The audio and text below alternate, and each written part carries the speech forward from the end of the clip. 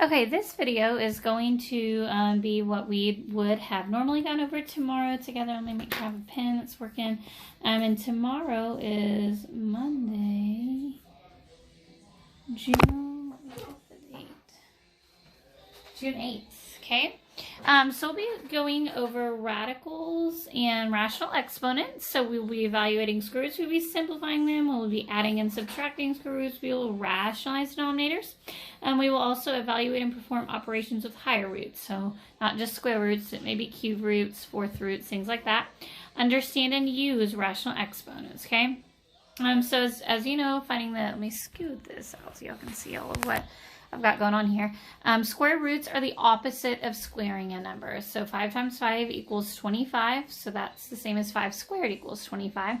So the opposite of squaring it is finding the square root. So the square root of 25 is 5. Okay. It goes on to remind us that -5 times -5 is also positive 25. It says that mathematicians had to develop a way to show which value that they meant. Okay. So the positive root of a number is called the principal square root. Okay. And the negative root uses the negative sign. So if they want it to be negative, they'll put the negative out in front here. Lots of times if you're solving equations, like for variables, and you have to find the square root, you'll need to include the positive and the negative version. But know that if you don't have a sign out in front here, you can just find the square root is 5. If they do put the negative sign, go ahead and add that in front of your answer, okay? So we're going to evaluate some square roots. The square root of 64 is 8. The square root of 49 is 7. Throw that negative sign in front of it. This fraction here, you can think about it as two separate numbers. The square root of 1 is 1. The square root of 4 is 2. Underneath this radical, 9 plus 16 is 25. The square root of 25 is 5. This is two separate square roots that we're going to add together once we find the square root. So the square root of 9 is 3. The square root of 16 is 4. And 3 plus 4 is 7. Square root of 81 is 9. Square root of 9 is 3. Put your negative sign in front. We'll think about this one similar to the one above it as basically two separate square roots. So square root of 1 is 1. Square root of 25 is 5. 36 plus 24 adds up to 60. So now we have reached one that doesn't have a perfect square root.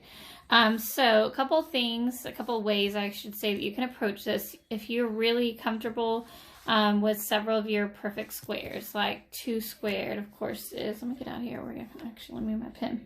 2 squared is 4, 3 squared, 3 times 3 is 9, 4 squared is 16, 5 squared is 25, 6 squared is 36. So if you can look at the number that you're working with and work with some of these perfect squares, because know that that's kind of our goal, is like, is there, are there any perfect squares in this number here, okay? Well, 4 times 15 is 60, so that's probably a good place to start, okay? So 4 times 15 is 60, and the square root of 4 is 2. So 2 square roots of 15 would be how you would simplify this down. Now, the 15 doesn't simplify any further. The 4 times nothing gives you 15. 9 times nothing gives you 15. Another way that you can approach this that I'll show you that I'll probably carry over to your cube roots and things like that, is finding what we call the prime factorization of the number. In other words, making it a product of prime numbers, okay? So you could break 60 down. You could say, oh, it's 2 times 30, or it's 6 times 10, or it's 4 times 15. However you choose to start, we're going to break it down until you reach prime numbers only, okay? So maybe you see the 2 and the 30, okay? Well, 2 is prime. It's only divisible by 1 in itself. Doesn't break down any further. 30, maybe you say, oh, that's 5 times 6, right? 5 is prime, doesn't break down any further, only divisible by 1 in itself. 6 breaks down into 2 times 3. So these numbers that I circle will create the prime factorization of 60. So you have a 2, a 2, a 3, and a 5. So 2 times 2 times 3 times 5. 2 times 2 is 4, 4 times 3 is 12, 12 times 5 is 60, okay? So then you would circle them in pairs to get to bring them out. You circled a pair of 2, so you're going to get to bring a single 2 out. Notice why that's happening, okay? 2 times 2 is 4. Okay, well, the square root of 4 is 2, so that's why the 2 is coming out of that radical, okay? 3 times 5 leaves behind a 15. Exactly what we got down here, okay? So a couple of different ways you can approach that. Next one here, square root of 36 is 6, plus if you break down 24, however you so choose to do, maybe you see it as 4 times 6.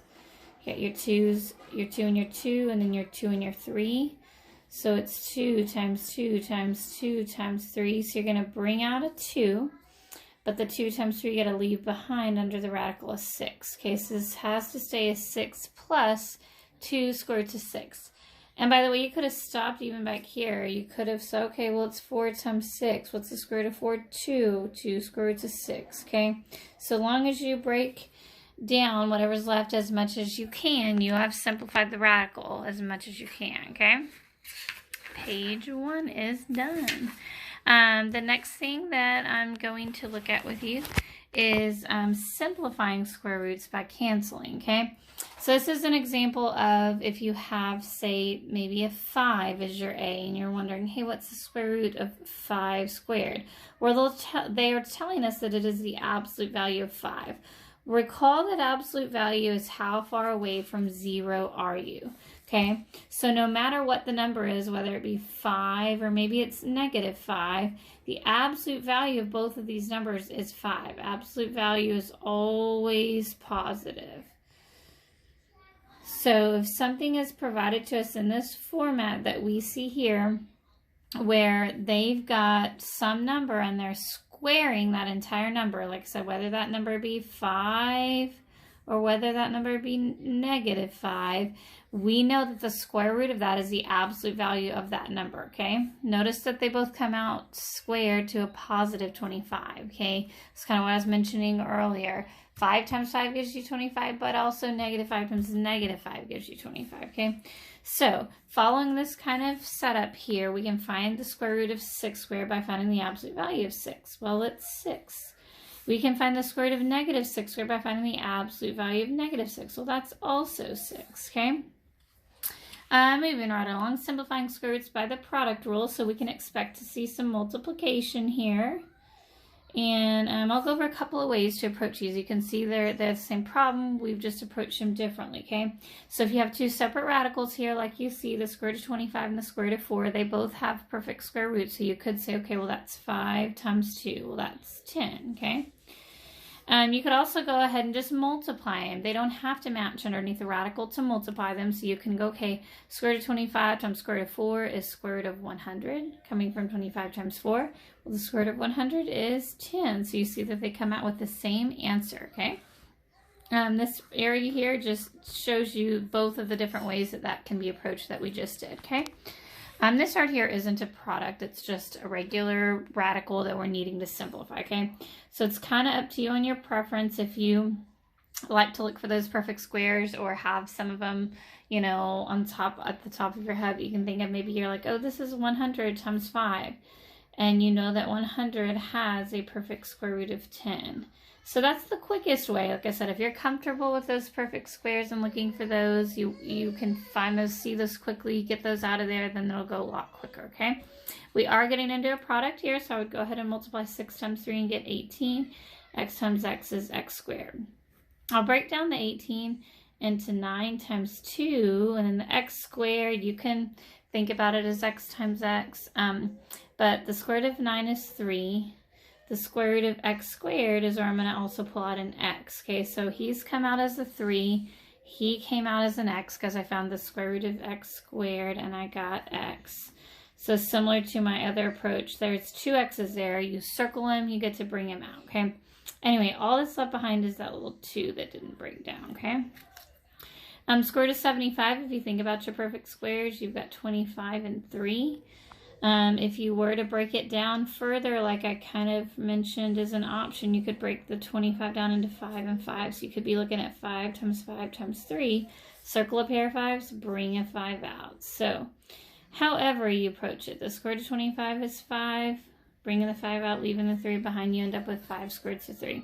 I'd go ahead and multiply these guys together. 5 times 10 is 50. X times x is x squared.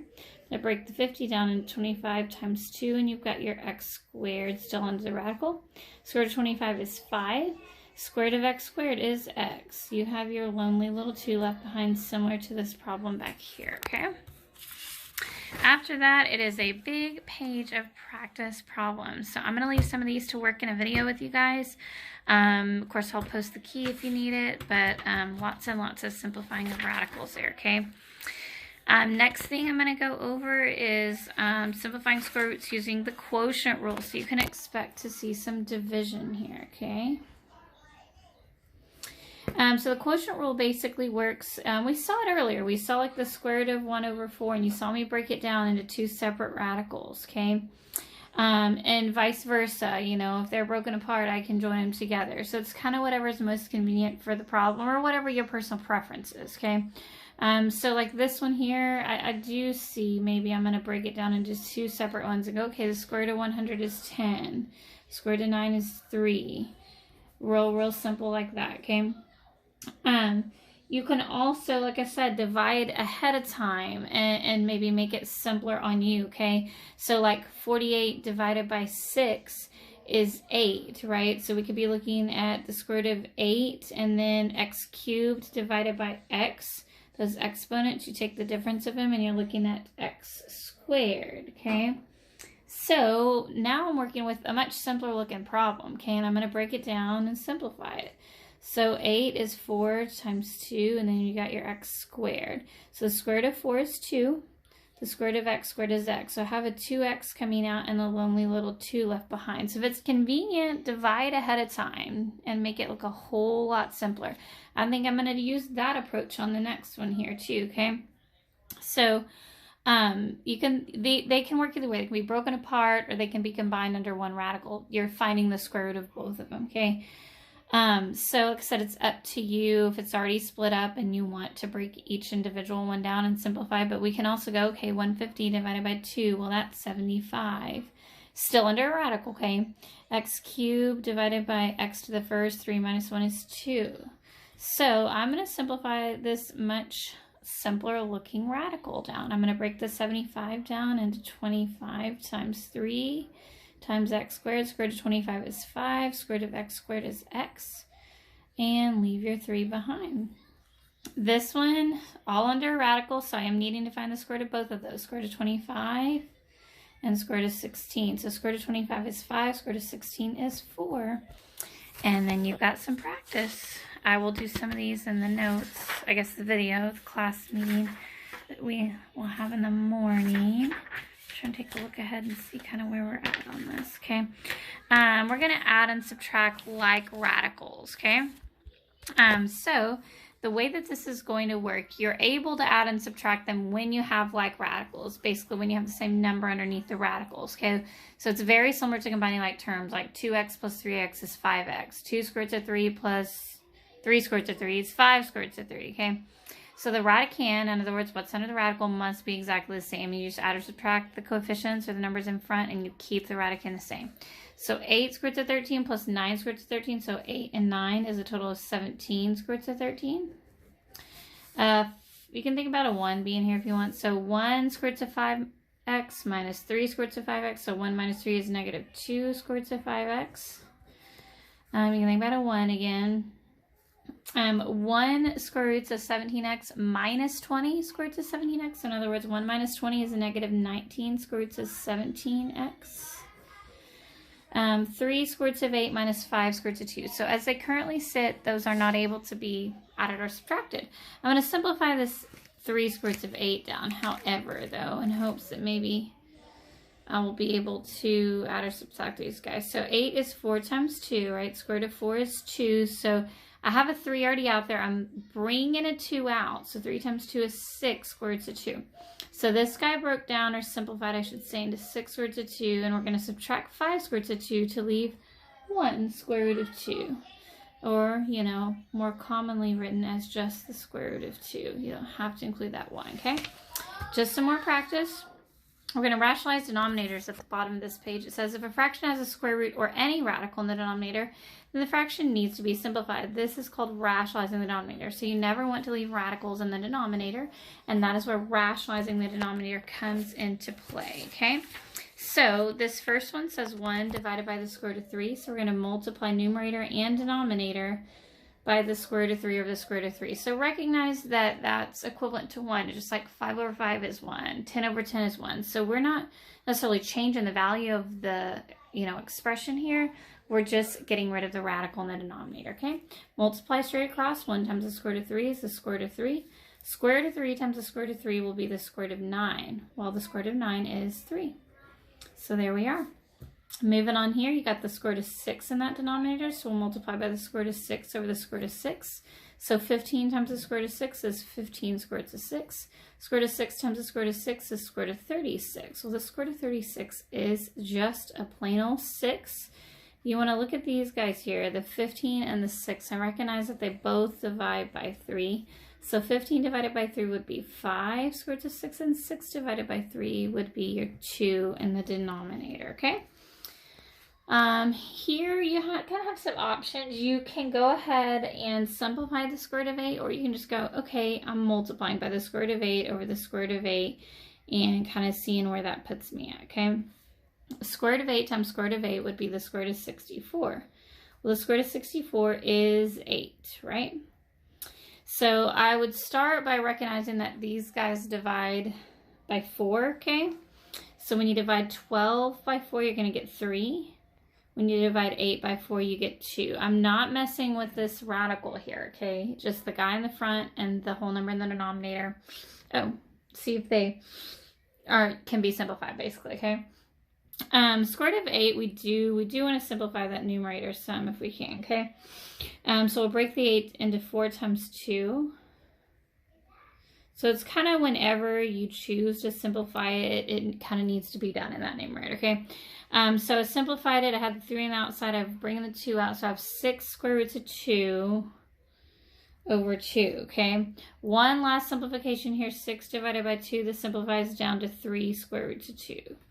So the order I did it in was just kind of my preference. You know, I could have simplified this way back then. It all should work out to give you the same answer, okay?